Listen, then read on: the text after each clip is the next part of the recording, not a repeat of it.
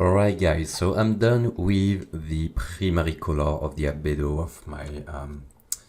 of my cat, and what I wanted to show you quickly is like I changed my mind and I wanted to do something that was a little bit more cute than the former reference I was using. So I ended up doing something like that with a bit more color and a bit more contrast, because I think that again, it's looking a bit cuter. Of course, the model will deserve a bit more sculpt, bit more secondary sculpt, in order to add some vibrancy to the shape itself and to the kind of wrinkle should be having on the forehead. But this is not matching the same anatomy. This is not the same creature. Just using basically this model as a base, just to show you how I'm doing texturing, and using this model as a base, so I can, at the end of the day, I can use that. I can use all the template I'm doing in this texturing and use that to create my material. But anyway, this is what I have so far. Let me show you the flat albedo of the primary color. This is what I have on the flat albedo. So what I'll be doing from now is that's basically, I'll put everything under just one backdrop. Okay, this backdrop will become my primary color. I could merge, I could put everything in a group, but that's something I will do later. Yeah, actually, let's do it right now, so it's cleaner from this state already. So we'll just select this, rename that my primary colors, and copy and paste this name under the label. Okay, select everything at once, create a group out of the selection, and what you will see is that from here you will get this same albedo GRP that will be copied on and on all the different inputs of this GRP. So what we can do instead of having that is basically to replace all the connection with just one, so we do not have to recreate them all the time and to reconnect them if we change anything. So, and we will also end up having less connections in our node graph. So we'll just select this GRP, click on S here, and again, as I told you, so we do not need to have all these former inputs. So what I will do from here is that we can replace that by, we have different ways of doing that. So we can just replace them having just one connection, or what we can do is also to use a geo channel, and geo channel will be really useful for that in order to have way less connection, but we'll see geo channel later in this tutorial. Okay, so instead of using geo channel, I will basically get rid of that, take the base, which should be the first node I will be using, the first node referencing my albedo TLD, and I will rename this node in albedo TLD underscore in for inputs, because this is an input node. Is it an input or output? No, it's an input. And I will just replace the connections like so. So because this one will be here for everything, what I can do is just put it above, get rid of that, connect this one here, and connect it everywhere basically. Can get rid of that, get rid of that one, and I think that's all for now. Okay, so we need to reference again our albedo TLD where we killed the former one, just like so. Just copy pasting the connection. Okay, what we can do also, just click on space, so we have this full screen, and now I can replace the connection like I did before. Okay, so now I just want to put this guy here. Okay, and if I'm going out of this node now, I just have one input, which is making things to be way clearer than it was before. So now I can create another backdrop, and again this backdrop is likely to be my primary color. Control C and Control V under the label. Okay, so now we want to see how to add secondary colors. So again, in order to add secondary colors, what we want to do is to start using our isolation masks in order to call the surface informations. Just like we did with the ambient occlusion, which was a surface information mask, what we can do here is to call the curvature. So remember, we exported the curvature out of ZBrush, and this is what I have. So I have this curvature, that is a curvature low frequency, and we could have also a curvature high frequency. But for the purpose of this tutorial, we just use a curvature low freq.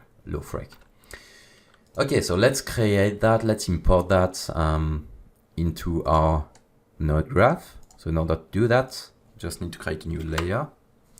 New layer can be 2K, will be enough, I think, for this tutorial. The base color will be mid-gray. Okay, and I want this to be in scalar information and ASCG 16-bit informations. Click on OK. Now, if I'm having a look at this node, I just quickly want to rename it into ISO underscore curvature layer. Okay, double click on that. File, sorry, should be under, yeah, should be under File, Import. Properly sorted on the desk, of course, on the desktop, and here what I want to do is to use the ISO curvature. Okay, and this has to be in automatic utility raw because it's a raw file. Doesn't need to be in ASCG because I'm importing a file that is out of ZBrush. So I will have to check that. I will have to check if it's like sRGB, because I think that out of the box, yeah, out of the box actually ZBrush, when it's exporting a file, a polypen file, which is a color map, it's exporting that as sRGB. So I think it's probably better to say that it's a sRGB file that I'm inputting into Mari. So let's click on import all patches. Click on OK. Now I have my curvature that is available now. So I want to use this curvature as base, as a mask.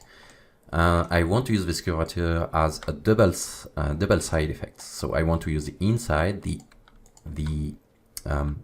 curvature in and the curvature out. So in order to do that, what I will do is to start by creating a merge. I can create a merge no alpha, which is a bit cheaper than a merge, a normal merge, but it has to have a texture that will not use any alpha for that. Not use any transparency, and because I will be using the former group is full without any transparency on it, so that's why I can use a merge no alpha. If I were to use a texture with some transparency, then a merge no alpha would not work. Then I will connect this HSV here. Okay, so what I want to do first is to use this HSV to get some darker and more saturated color. So I will make them darker and slightly more saturated, like this. Can make them a little bit reddish. Okay. Then I will use the ISO curvature to say that I want to get this darker color inside of the cavities. So in order to do that, what I have to do is to invert this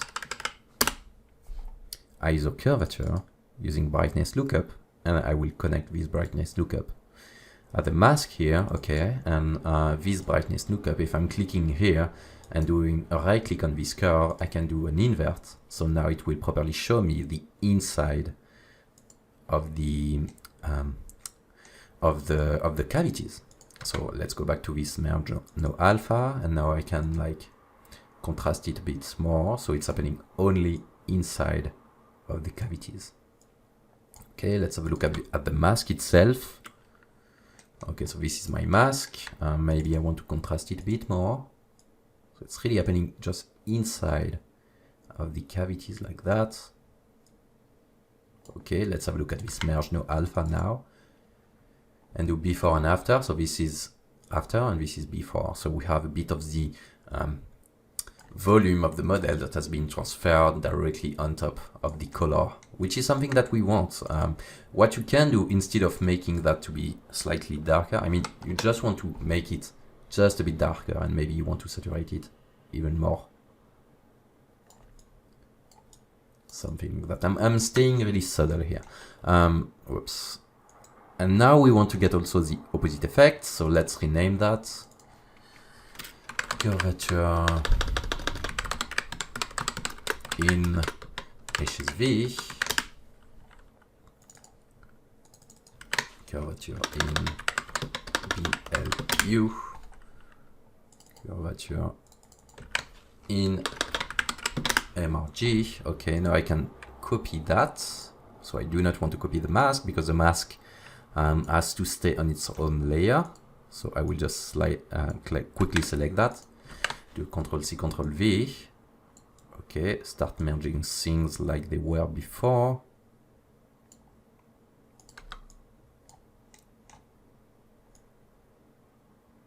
Okay, use the same curvature that I will connect here in this node. And this one will not be curvature in, but this one will be curvature out. So you will see the effect that I want to achieve here.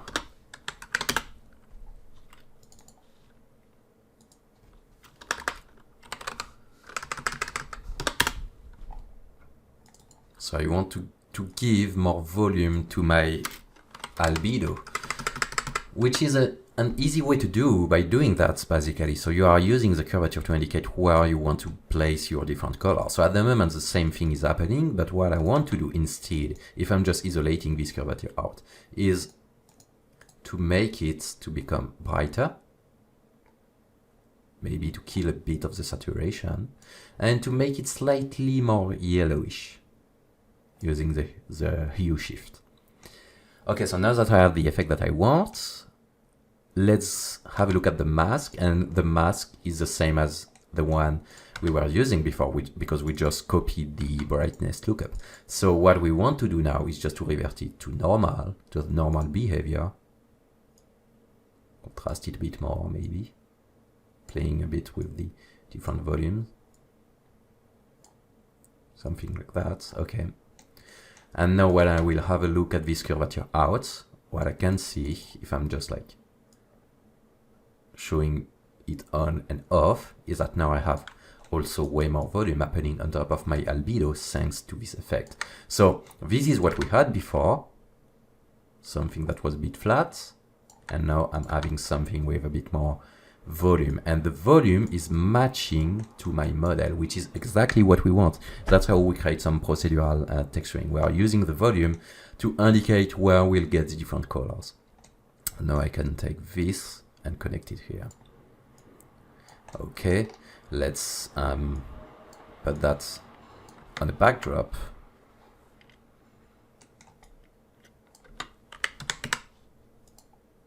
Select this backdrop, click on L to sort things a bit more, and I will rename this into secondary colors, copy and paste it under the label.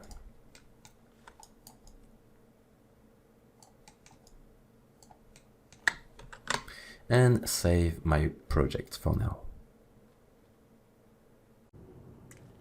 Okay, so now that we have the curvature that is added on top of the albedo of our model, so what we want to add now is to start adding a little bit of breakup, and it's something that we can do pretty easily, and you will see that it's a technique basically that we want to repeat all over, and yeah, we want to also to describe it as being primary and secondary, in the fact that we'll play with different level of this technique. So we'll use clouds in order to guide some HSV, and this HSV will add some breakup. We'll have primary clouds, we'll have secondary clouds as well. So the primary cloud will be here to guide the primary bright breakup, and we'll have another primary cloud that will be here to guide the primary dark breakup. Then we'll have a secondary cloud that will create the same technique, but that will break up also the dark color and the bright color. So let me show you how I'm doing that with my model. So it's a technique that is adding a lot of vibrancy to our current albedo. So in order to do that again, I will just merge things. So what I can do is to use merge no alpha again. Okay, this merge no alpha will come over, we'll use an HSV. So let's start with the dark values. So this one will become our dark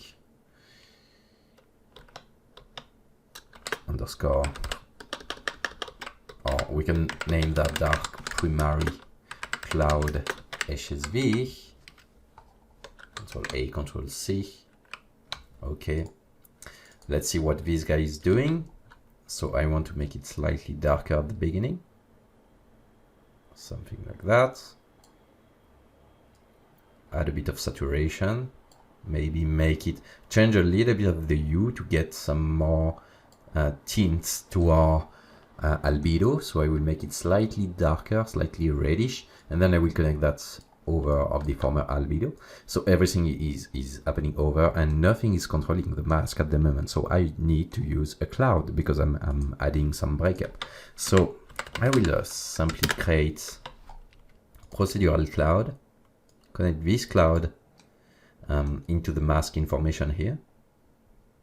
Okay, and we want to make sure that this cloud, because we are working on the primary cloud now, we want to make sure that this cloud is not too small. So we want to get something like that, and we want to get something that will be really blurry, something like that. Okay, so let me just rename things a bit more. Whoops. Dark primary CLD for cloud.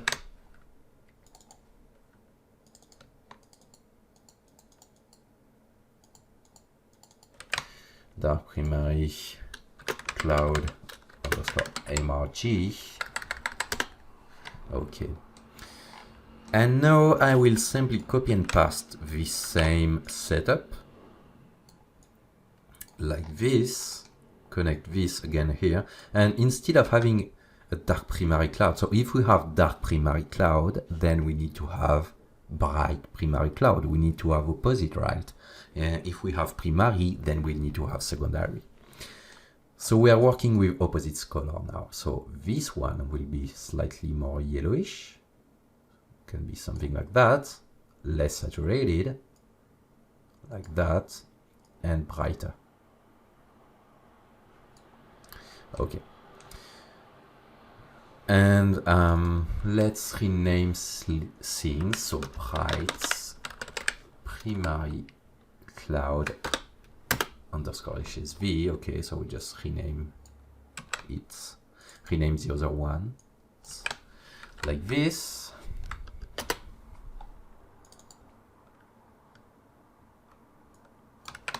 Bright primary cloud MRG, and now what I want to do is to show them both at the same time. So at the moment they are not really working because this guy is basically having the same information as mask as the former one because I just copied and pasted it.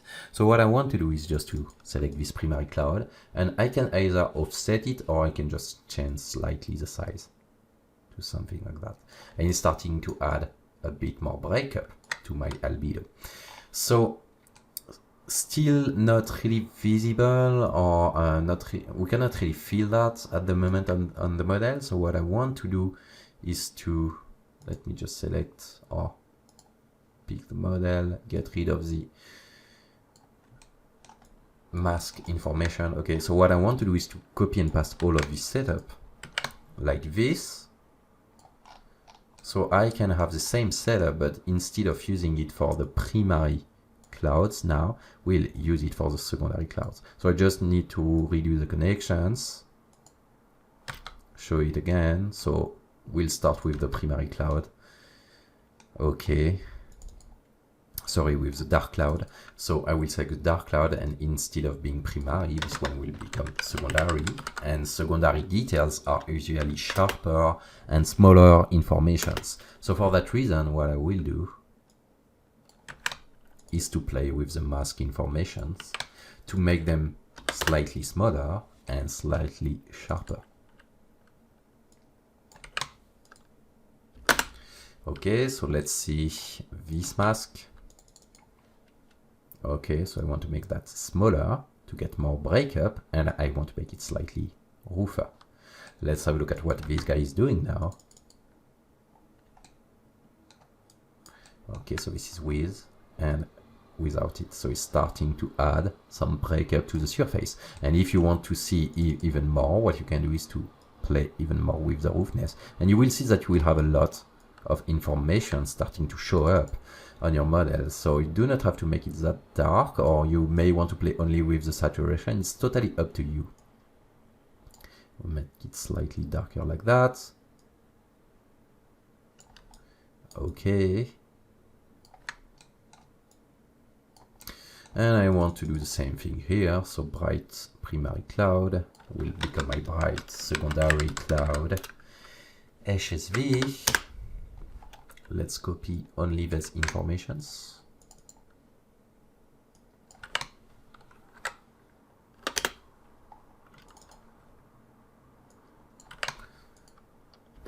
Okay. Now again, I want to play with the different information I have available here. So this bright secondary cloud has to become smaller and it has to become rougher.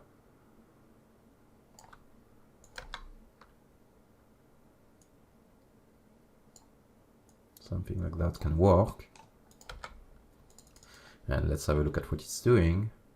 If I'm making it to become even brighter and a bit more yellow. And that's what this breakup is doing on top of the surface. So we started with something that was a bit too flat before the secondary color. We had this palette of color available already on the model, and now we are starting to really add some vibrancy to the model. So using the curvature first, using the surface of the model, we use it in and out, and then we started to add some breakup with the with some dark cloud, a breakup with some bright cloud now, and now we are using secondary nodes, secondary clouds, in order to add even more realistic look, even more breakup to the surface. Now if we have a look at what is happening with the shader now, we should have more information, we should have more of a realistic look happening on top of the surface. And you can go as far as you want in order to break up your albedo and to make it even more realistic. It's up to you how you control these things, and how you add these different information directly inside of your albedo. You can add other procedurals. You can use, for example, veins. That is a new procedural that the team from Foundry added to Mari. You can use also other marble texture, or you can use wood texture, or whatever you want to use that can help you to get your color information. And if you are using an extension pack for Mari, you also have access to more control on your clouds. What I like doing as well, in order to add a bit of this kind of cellular information, for example, so let's just copy and paste this bright cloud. Okay, we just merge it like so. Instead of using this HSV, what I will do is to replace it by an HSL, which I found easier in order to make the dark color to become brighter. So this one will become a bright cellular.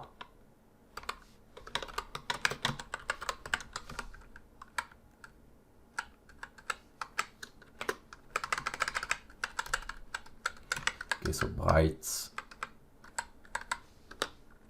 cellular underscore HSL.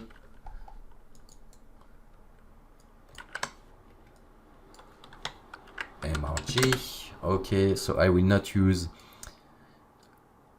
a cloud to control this procedural mask, but instead of doing that, what I will do is to create a cellular node.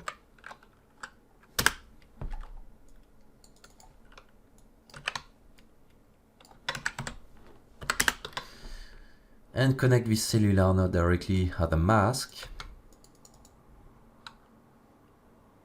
Okay, so I can make it slightly smaller. I like to invert the information that are already in place in this cellular, because I want to have maybe the inside of the cells to become more yellowish.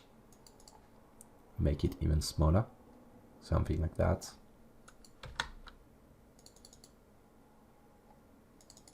Okay, and if I'm making this to become slightly brighter now, I really have this kind of cellular pattern happening all over of my albedo, and I will just tint it to become a bit more yellow, like that. Okay, and I can really play with the size of this cell pattern to become even more organic. Okay, maybe I want to get rid of a bit of the appearance of this secondary bright cloud. No, I think that this one is alright. Maybe I want to play with this secondary dark cloud, but it's still something. Again, everything is procedural, so it's definitely something you will be able to play with later on. It's all the purpose of this workflow is to make things fully controllable, and nothing is baked a part of the mask. And even if you need to update the mask, then you can do it later. Okay, so everything is ready for the secondary colors now. So what I will want to do, let's save out, is put that in a group.